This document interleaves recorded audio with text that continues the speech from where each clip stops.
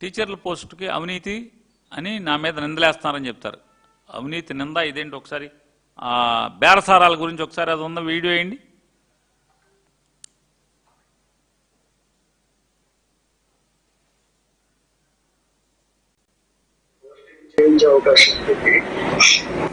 Sir అట్లా కాదు sir, అంటే ఎంతలా అవుతుంది సార్? అది ఒకసారి వస్తే మాట్లాడదామండి. అంటే కలిసి మాట్లాడమంటారండి? రేపు బయలుదేరామండి. ఎన్నింటికి రమ్మంటారు సార్? ఇష్టం, మీరు ఏ టైంకి అయినా రండి. సరే సార్. ఇప్పుడు మా చెల్లి కూడా కావాలండి. నేను ఒక్కడే, మా బావ నేను వస్తే సరిపోతుంది.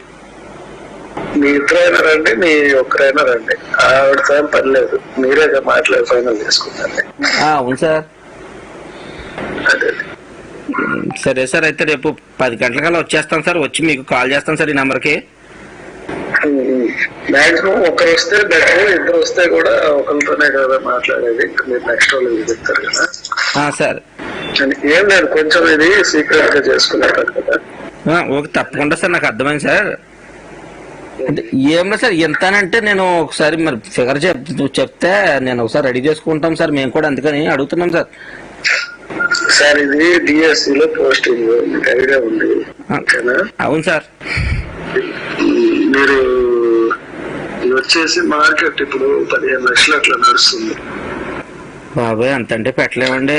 ఏంటంటే డైరెక్ట్ గా పోస్టింగ్ ఇవ్వటమే కదా. సరే, అది ఏదన్నా మీరు వచ్చి మాట్లాడితే ఉన్న నెగోషియేషన్స్ చేద్దామంటే చేద్దాం. సరే సార్, అయితే ఓకే అండి. మాట్లాడతాను. ఓకేనా? అలాగే అండి. నేనైతే నేను యాక్చువల్ ఏంటంటే నేను ఇప్పుడు టైం తక్కువ ఉంది కాబట్టి ఇంటికే పిలిపించి మాట్లాడతాను. మా ఇంట్లోనే మాట్లాడుకుందాం. Okay sir. అలాగే సార్. కొంచెం పర్సనల్ గా వస్తే మాట్లాడి చేద్దాం. తప్పకుండా సార్. ఓకే అండి, థ్యాంక్ యూ సార్. కొంచెం పర్సనల్ గా రండి, ఎవరితో ఇది డిస్కస్ చేసుకోవాలి. లేదు అని చెప్పిందండి, మా చెల్లి చెప్పిందండి. పోస్ట్ ఇంపార్టెంట్ కదా సార్. మా ప్రజెంట్ వస్తామండి, చూసుకుంటాం సార్. సరే అండి. ఆ ఫోన్లో డిపి రాజముద్ర ఉంటుంది, రాష్ట్ర ప్రభుత్వ రాజముద్ర. ఫోన్ నెంబర్ కనపడుతుంది. దాన్ని బాగా అలరైతే ఎఫ్ఐఆర్ కట్టారు పోలీసులు. లోకేష్ గారు, మీ ప్రభుత్వమే, నారా చంద్రబాబు నాయుడు గారు. ఎఫ్ఐఆర్లో ఏంటి అంటే ఒక అనుమానితుడంట. అక్కడ ఫోన్ నెంబర్ కనపడుతుంది,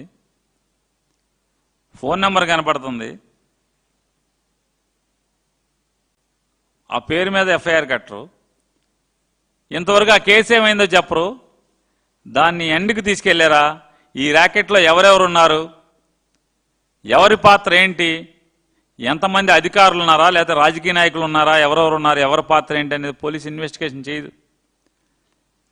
వైఎస్ఆర్ కాంగ్రెస్ పార్టీ వాడు మాత్రం పేక ఆడేవాడికి, ఆ పేక ఆటకి టీచర్లు ఉద్యోగాలు ఇస్తారంటే అసలు ఎవడెవడు ఎక్కడ వెనకెనక ఎవడెవడున్నాడు, ఆడెవడు పోస్టు షేర్ చేశాడు, అసలు పోస్ట్ ఎవడు పెట్టాడు, ఆడు పెట్టాడు, ఈడు పెట్టాడు, మొత్తం అందరి దగ్గరికి తెల్లారుజామున వెళ్ళిపోతారు.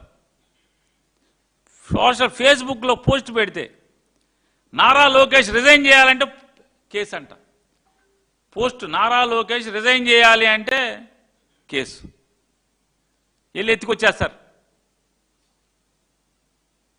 చంద్రబాబు నాయుడు ప్రభుత్వం బాగోలేదంటే ఎత్తుకొచ్చేస్తారు. మరి ఏం చేశారు ఈ కేసుని? ఒక్కొక్క ఉద్యోగం, స్పోర్ట్స్ కోటా ఉద్యోగం 15 లక్షలకి డైరెక్ట్గా రిక్రూట్మెంటే కదా, రెడీగా ఉంది రండి అని చెప్పని ప్రభుత్వంలోని వ్యక్తులే బేరమాడుతున్నారని చెప్తున్నారు. ఎవరాళ్ళు? ఇంతవరకు ఆ కేసుని ఎందుకు ఎండ్కి తీసుకెళ్ళలేదు? ఎందుకు దాన్ని పొడుకోబెట్టేశారు ఆ కేసుని? సోషల్ మీడియాలో అట ఆఖరికి చిన్న చిన్న పోస్టులకు పెడితే కూడా ఎక్కడెక్కడికో ఎవడెవడు షేర్ చేశారు, అందరూ నేర్చుకొచ్చేస్తున్నారు కదా. మరి ఈ కేసులో ఎవడెవడు ఉన్నాడో, ఈ 15 లక్షలు ఒక్కొక్క పోస్ట్ వెనకాల ఎన్ని పోస్టులు అమ్మారు, దీనికి ఎవరెవరున్నారు? లోకేష్ గారు, మీరు నిజంగా నిజాయితీ పడైతే ఈ ఉద్యోగాల్లో మీకేమి పాత్ర లేకపోతే మరి దీన్ని ఎందుకు ఛేదించరు? మీ ప్రభుత్వం, మీ పోలీసు ఎందుకు ఛేదించదు? ఎందుకు పొడుగోబెట్టేస్తారు దీన్ని, ఈ కేసుని? చెప్పండి, ఎందుకు పడుకోబెట్టేస్తారు? చెప్పండి సార్. చెప్పకుండా ఇంకా తొడల కొడతాం. మీ మాంగారు సినిమా ఏంటి ఇది? తొడల కొట్టే కార్యకర్తల ముందు రా రా అని. వీటికి సమానం చెప్పని ఇప్పటి నుంచో అడుగుతున్నారు, ఒక్కడు సమానం చెప్పడు. అందుకోసమే డిఎస్సిలో జరిగినటువంటి అక్రమాలపై సిబిఐ ఎంక్వైరీ ఖచ్చితంగా జరిగి తీరాలి, చెయ్యాలని చెప్పని, ఆ ఎంక్వైరీని సిబిఐకి ఇవ్వాలని రాష్ట్ర ప్రభుత్వం రికమెండ్ చేయాలని చెప్పని, దాని కారకుడైనటువంటి ఈ టీచర్ల డిఎస్సి నియామకంలో 16,000 టీచర్ల నియామకంలో తప్పులు తడకగా, అవినీతిమయంగా, విద్యార్థుల భవిష్యత్తుతో ఇంత క్రీడ నడిపినటువంటి వాళ్ళ జీవితాలను సర్వనాశనం అవటానికి ఇంత తప్పు పని చేసినటువంటి నారా లోకేష్ రాజీనామా చేయాలని చెప్పని, ఫీజు రీయింబర్స్మెంట్ బకాయిలు మా సంగతి దేవుడెరుగు. తెలంగాణ ముఖ్యమంత్రి చెప్తున్నాడు నిన్న, నన్ను అడుగుతారేంటయ్యా, ఆంధ్రప్రదేశ్ ప్రభుత్వం 10,000 కోట్లు ఫీజు రీయింబర్స్మెంట్ ఇవ్వాలి, ముందు అక్కడికి వెళ్ళి అడగండి అని చెప్పి నిన్నే మాట్లాడుతున్నాడు ఆయన. బీజేపీ వాళ్ళకి చేతనైతే చావుంటే ఆంధ్రప్రదేశ్ ప్రభుత్వాన్ని అడగండి, 10,000 కోట్లు అక్కడ, ఇక్కడే బీజేపీ ప్రభుత్వమే కదా ఇక్కడ ఉన్నది.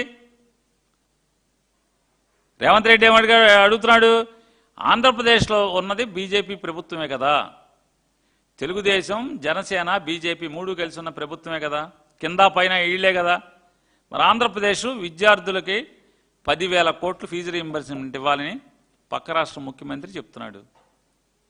అంటే ఒక రకంగా ఇది ఆథరైజ్డ్ సర్టిఫికెటే కదా. మరి 10,000 కోట్లు మీరు చెల్లించాలని చెప్పని, అది ఎంత ఉన్నా, అది 10,000 కోట్ల, 11,000 కోట్ల, 12,000 కోట్ల ఫీజు రీయింబర్స్మెంట్ బకాయిలు మొత్తాన్ని అంతటిని కూడా విడుదల చేయాలని, మీరేదైతే ఎన్నికల్లో 20 లక్షల ఉద్యోగాలు ఇస్తాము, ఉద్యోగాలు ఇచ్చేంత వరకు కూడా ప్రతి ఒక్కరికి, ప్రతి నిరుద్యోగికి 3,000 రూపాయలు నెలలా భృతిస్తామని చెప్పారు. ఇప్పటికి 26, 20, 27 మాసాలకు వచ్చేసాం. వీటన్నిటిని కూడా బకాయిలను వెంటనే చెల్లించాలని చెప్పని 31/7 ఈ నెల 31వ తారీఖున ఆంధ్రప్రదేశ్ రాష్ట్రంలో ఉన్నటువంటి అన్ని జిల్లా ముఖ్య కేంద్రాల్లో జిల్లా కలెక్టర్లకి, జిల్లా అధ్యక్షులు, వైఎస్ఆర్ కాంగ్రెస్ పార్టీ జిల్లా అధ్యక్షుల నేతృత్వంలో అక్కడ ఉన్నటువంటి వైఎస్ఆర్ కాంగ్రెస్ పార్టీ అసెంబ్లీ నియోజకవర్గ ఇన్ఛార్జీలు కానీ, రాష్ట్ర స్థాయి జిల్లా స్థాయి నాయకులు కానీ అందరూ కలిసి కలెక్టర్కి, ఆ సంబంధిత జిల్లా కలెక్టర్లకి వెళ్ళి వాళ్ళ విజ్ఞాపన పత్రాన్ని జిల్లా కలెక్టర్లకి అందజేయడం జరుగుతుంది. లోకేష్ గారిని రాజీనామా చేయమని, అలాగే నారా చంద్రబాబు నాయుడు గారు తక్షణమే డిఎస్సిలో జరిగినటువంటి డిఎస్సి 2025లో జరిగిన అక్రమాల మీద విచారణ చేయడానికి సిబిఐ ఎంక్వైరీ కోరమని చెప్పని, ఫీజు రీయింబర్స్మెంట్ బకాయిలు మొత్తం చెల్లించాలని, నిరుద్యోగ భృతి తక్షణం అందరికీ చెల్లించాలని చెప్పని ఈ డిమాండ్లతో కలెక్టర్ని కలుస్తాం. అలాగే 6వ తారీఖు, 7వ తారీఖు, 8వ తారీఖు, 9వ తారీఖు ఈ 4 రోజులు కూడా అన్ని జిల్లాల్లో, అన్ని నియోజకవర్గాల్లో, నియోజకవర్గ స్థాయిలో 4 రోజులు కూడా రిలే యువకులు, విద్యార్థులు, నిరుద్యోగులు వీరందరూ కూడా పాల్గొనేట్టుగా రిలే నిరాహార దీక్షలు జరుగుతాయి. అలాగే 10వ తారీఖున, ఆగస్టు 10వ తారీఖున నియోజకవర్గ స్థాయిలో మళ్ళీ ఇదే డిమాండ్తో డిఎస్సి 2025లో జరిగిన అక్రమాల మీద విచారణ సిబిఐ జరిపించాలని, దీనికి కారకుడైనటువంటి, అక్రమాలకు కారకుడైనటువంటి ఆంధ్రప్రదేశ్ రాష్ట్ర విద్యాశాఖ మంత్రులు నారా లోకేష్ నాయుడు గారు రాజీనామా చేయాలని, ఆంధ్రప్రదేశ్ ప్రభుత్వం నమ్మించి మోసం చేస్తున్నటువంటి ఫీజు రీయింబర్స్మెంట్ మొత్తం బకాయిలు మొత్తాన్ని చెల్లించాలని, నిరుద్యోగ భృతి వెంటనే అందరికీ ఇచ్చి 3,000 రూపాయలు నెల చొప్పున చెల్లించాలని చెప్పని నియోజకవర్గ స్థాయిలో కూడా 10వ తారీఖున ర్యాలీలు జరుగుతాయి. ఇది ఇక్కడితో కాదు, ఇది కామా మాత్రమే. ఈ 3 డిమాండ్ల మేరకు, ఈ 4 డిమాండ్లు, డిఎస్సి అక్రమాల మీద సిబిఐ ఎంక్వైరీ, నారా లోకేష్ రాజీనామా, ఫీజు రీయింబర్స్మెంట్ బకాయిలు విడుదల, నిరుద్యోగ భృతి 3,000 రూపాయలు నెలలా ఇవ్వాల్సినటువంటి మొత్తం బకాయిలు విడుదల చేసేయాలని చెప్పని, ఇది మొదటి అంకంగా ఈ కార్యక్రమాన్ని చేపట్టాం. ఇది ప్రభుత్వం దిగి వస్తే సరే, లేదంటే కనుక ఈ ఉద్యమాన్ని ఇంకా ముందుకు తీసుకెళ్తాకి వైఎస్ఆర్ కాంగ్రెస్ పార్టీ నిర్ణయం తీసుకుందనేది కూడా మీ ద్వారా ప్రజలందరికీ తెలియజేస్తున్నాం.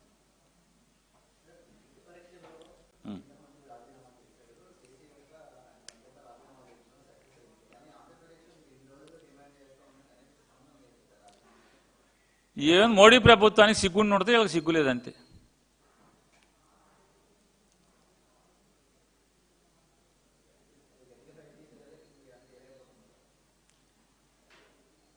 మేము చెప్తున్నాం కదండి, ఇక్కడ తోలుమందం ప్రభుత్వం ఉంది. మహిషాసుడు మామూలుగా ఏంటంటే మహిషాసుడికి ఎంత తోలుమందం ఉంటుందో అంత మందం ఉంది ఇక్కడ.